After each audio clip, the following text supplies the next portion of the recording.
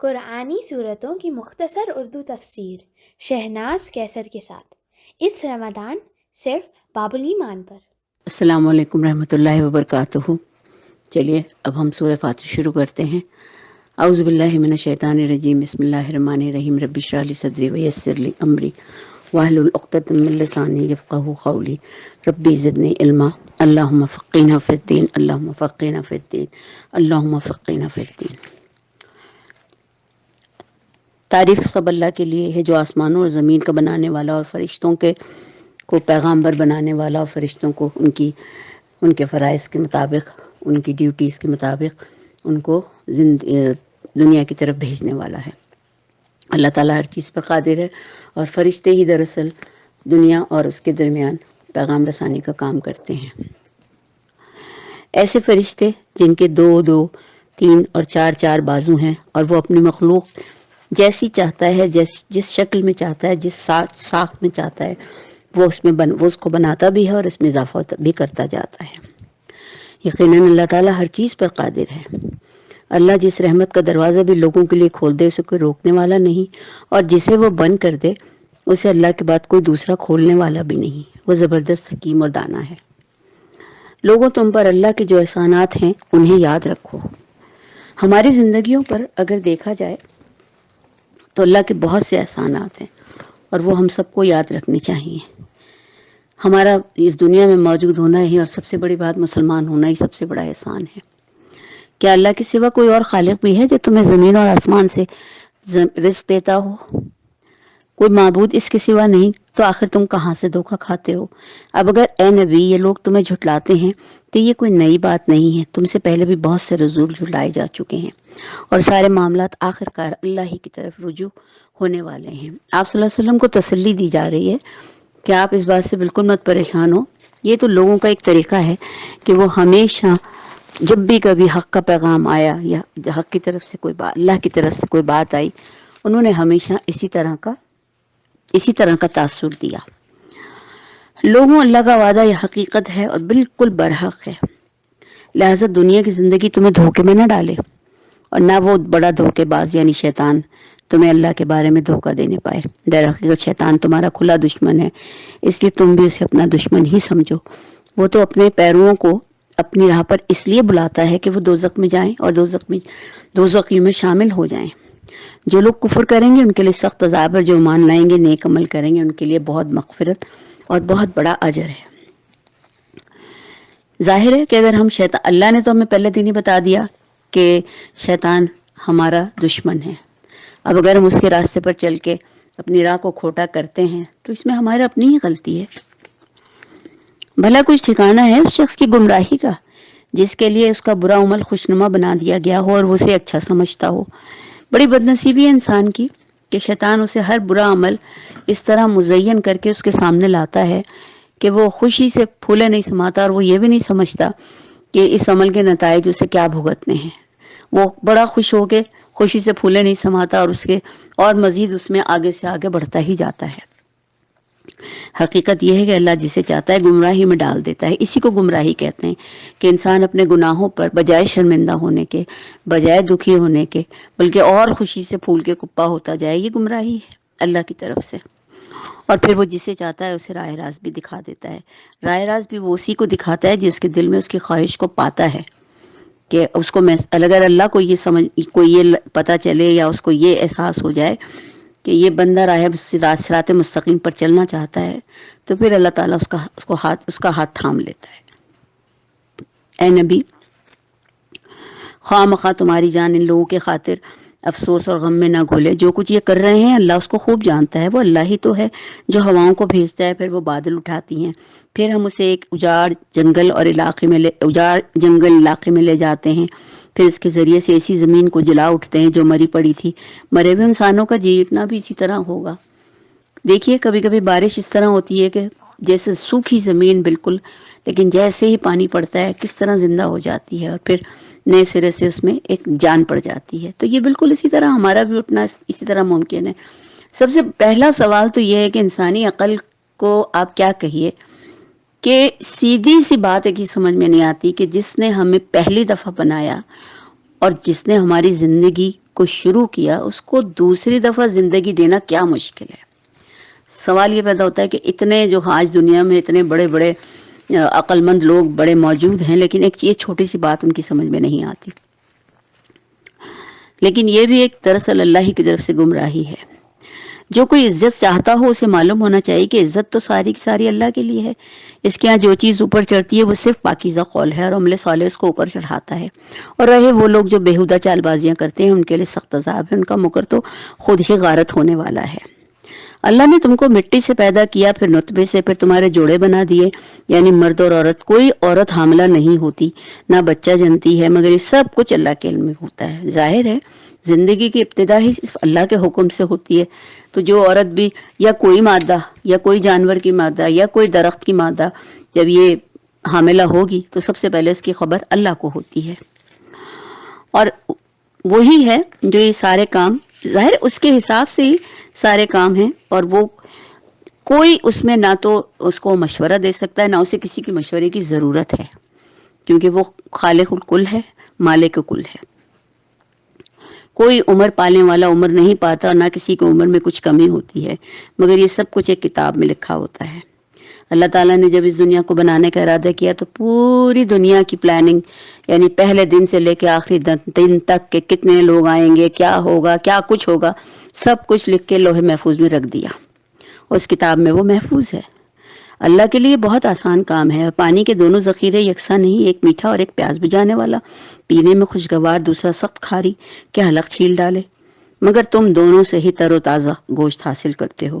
جو پہننے کے لیے زینت کا سامان نکالتے ہو، اسی پانی میں تم دیکھتے ہو کہ کشتیاں اس کا سینہ چیرتی جاتی ہیں تاکہ تم اللہ کا فضل تلاش کرو. لوگوں کا پیشہ ہے ماہی گیری، اور وہ ظاہر ہے کہ سمندر میں کشتیاں سمندر کا سینہ پھاڑتی بھی جاتی ہیں اور پھر وہ اللہ کا فضل تلاش کرتی ہیں، اور تاکہ تم اس کے شکر گزار بنو.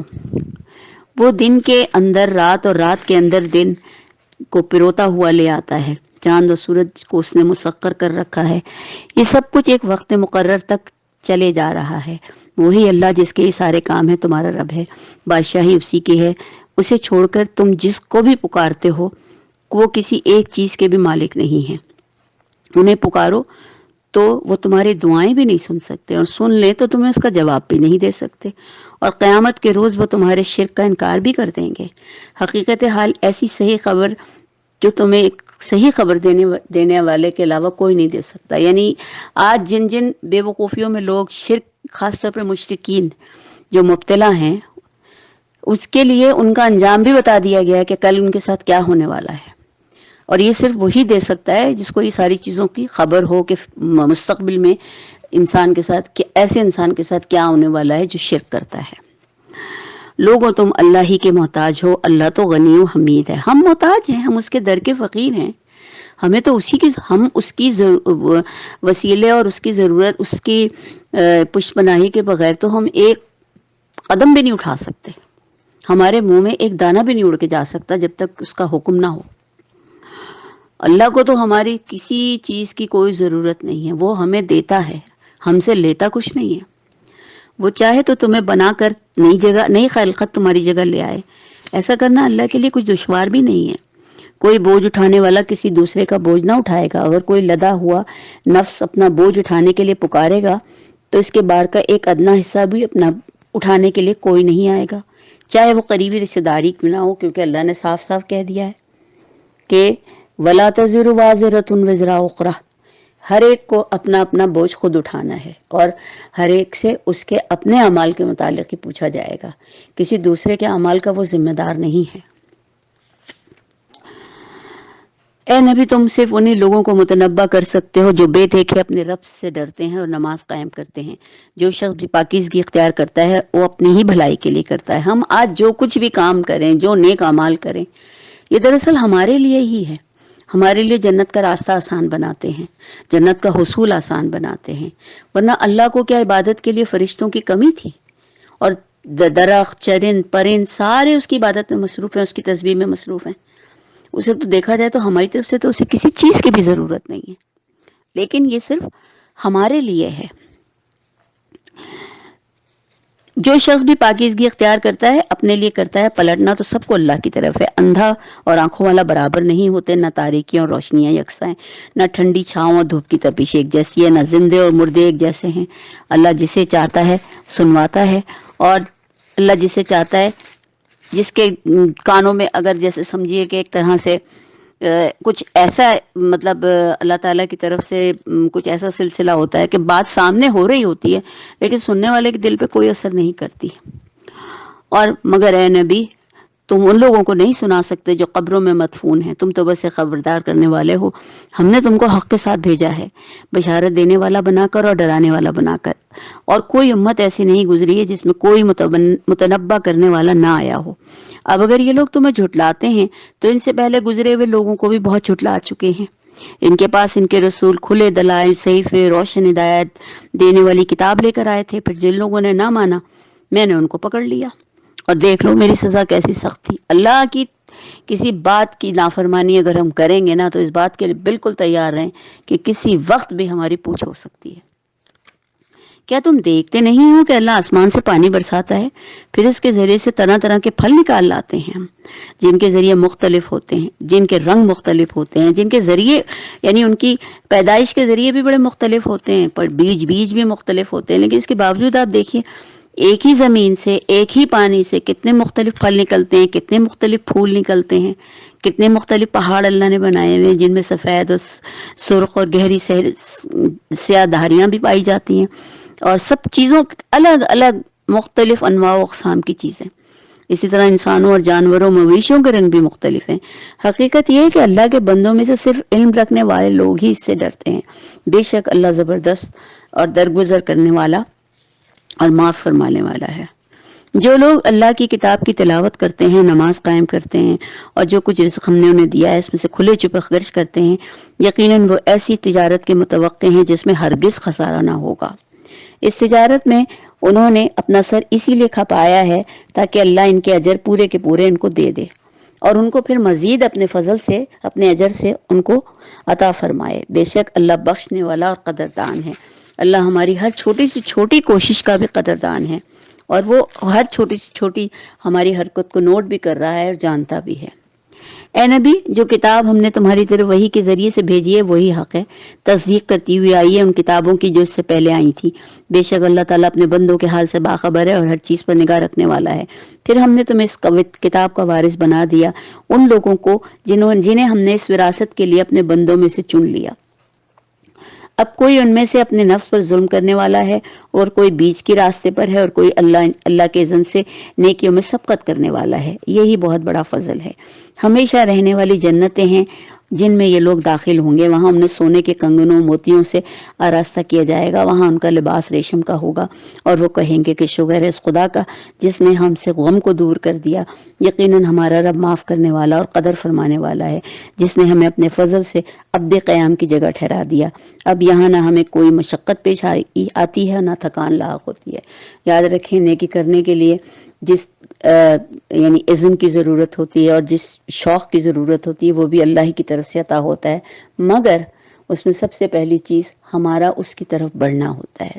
جب ہم اس کی طرف ایک ہاتھ بڑھائیں گے تو وہ ہمیں 10 ہاتھ آگے بڑھا کر اپنے ہاتھ میں تھام لیتا ہے، لیکن ہم آگے تو بڑھیں جبھی تو ہمیں سب کچھ عطا ہوگا۔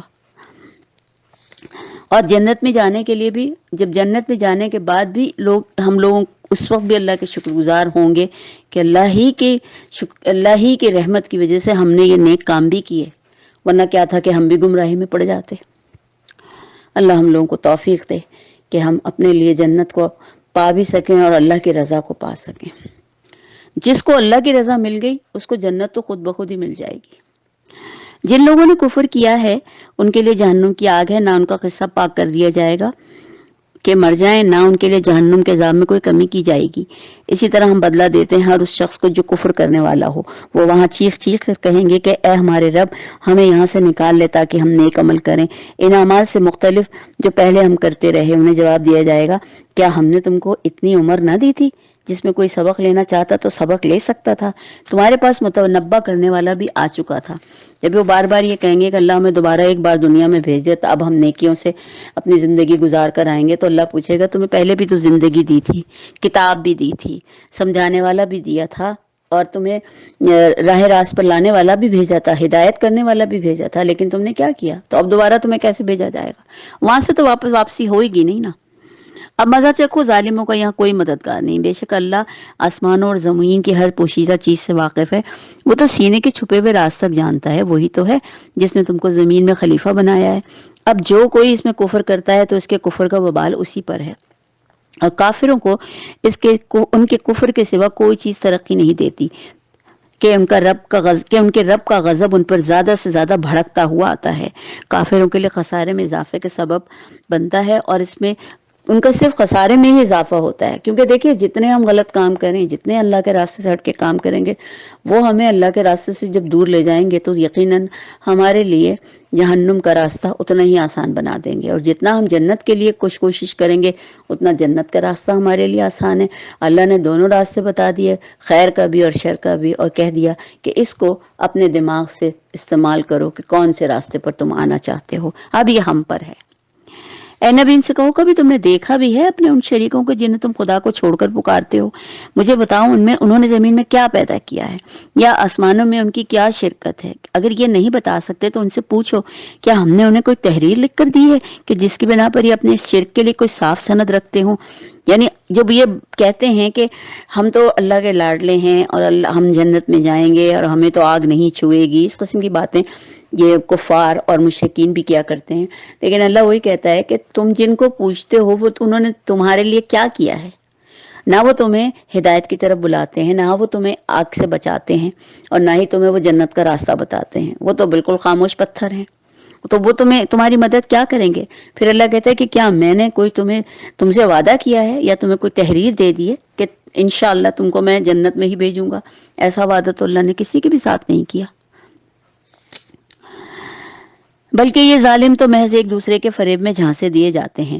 حقیقت یہ ہے کہ اللہ ہی ہے جو آسمانوں اور زمین کو ٹل جانے سے روکے ہوئے ہے. اگر وہ ٹل جائیں تو اللہ کے بعد کوئی دوسرا اسے تھامنے والا نہیں ہے. زمین اور آسمان اللہ کی وجہ سے رکے ہوئے ہیں، ورنہ ایک منٹ میں سب ختم ہو جائے گا. بے شک اللہ بڑا حلیم اور درگزر فرمانے والا ہے. یہ لوگ بڑی کڑی کڑی قسمیں کھا کر کہتے تھے کہ اگر کوئی خبردار کرنے والا ان کے ہاں آ گیا ہوتا تو یہ دنیا کی ہر قوم دوسری قوم سے بڑھ کر آسرو ہوتے تھے. خاص طور پہ یہودی جو ہیں اس بات پر بڑے دکھی ہوا کرتے تھے کہ محمد صلی اللہ علیہ وسلم ان کے ہاں کیوں نہیں مبعوث ہوئے. وہ یہ کہتے ہیں کہ اگر کہیں یہ ہمارے اس میں آ جاتے تو ہم تو دنیا کی تمام تر قوموں سے بہت بہترین قوم کی طرح ان کی ہدایت کو مانتے اور ان کے راسرو ہو جاتے. مگر جب خبردار کرنے والا آ گیا تو اس کی آمد نے ان کے اندر حق سے فرار کے سوا کسی اور چیز میں اضافہ نہیں کیا. یعنی آپ یہ دیکھیے اللہ سے چیلنج کے ہماری بنی اسرائیل میں آخری نبی کیوں نہیں آیا. یعنی کہ یہ ایک ان کے لیے عزت اور فضیلت کا باعث تھا نا کہ دنیا کے بہت سب سے زیادہ انبیاء انہی کی نسل میں آئے، انہی بنی اسرائیل میں ہی آئے. تو اب آخری نبی کیسے عرب میں آ گیا؟ آخری نبی کو اللہ نے عربیوں میں کیسے بھیج دیا؟ اب سوال یہ پیدا ہوتا ہے ان بے وقوفوں سے کوئی یہ پوچھے کہ اللہ کی پلاننگ اللہ خود کرتا ہے نا. پہلے بھی تم نے تو نہیں مشورہ دیا تھا، نہ اللہ نے تم سے مشورہ مانگا تھا. جو کیا اللہ نے کیا. تو اب تم کون ہوتے ہو یہ کہنے والے کہ محمد صلی اللہ علیہ وسلم عربی کیوں ہیں، ہمارے بنی اسرائیل میں کیوں نہیں آئے؟ اور اگر چونکہ وہ بنی اسرائیل میں نہیں آئے تو لہٰذا ہم ان کی کوئی عزت بھی نہیں کریں گے.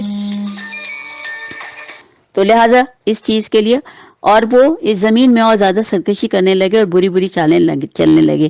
حالانکہ بری چالیں اپنے چلنے والوں کو ہی لے کے بیٹھتی ہیں. اب کیا یہ لوگ کسی بات کا انتظار کر رہے ہیں کہ پچھلی قوموں کے ساتھ اللہ کا جو طریقہ رہا ہے وہی ان کے ساتھ بھی بڑھتا جائے؟ یہی بات تو تم اللہ کے طریقے میں، اگر یہ بات ہے تو تم اللہ کے طریقے میں کوئی تبدیلی نہ پاؤ گے. تم کبھی نہ دیکھو گے کہ اللہ کی سنت اس کے مقررہ راستے سے کوئی طاقت پھیر سکتی ہے. کیا یہ لوگ زمین میں کبھی چلے پھرے نہیں کہ انہیں لوگوں کا انجام نظر آتا جو ان سے پہلے گزر چکے ہیں؟ وہ ان سے بہت زیادہ طاقتور تھے. اللہ ہمیشہ کہتا ہے کہ اہل مکہ سے کہ میں نے تم سے پہلے جو لوگ بنائے تھے وہ بہت طاقتور تھے، تمہیں تو میں نے کچھ بھی نہیں دیا، لیکن تم پتہ نہیں کیوں اتنا اتراتے ہو. اللہ کوئی عاجز کرنے والی چیز نہیں ہے.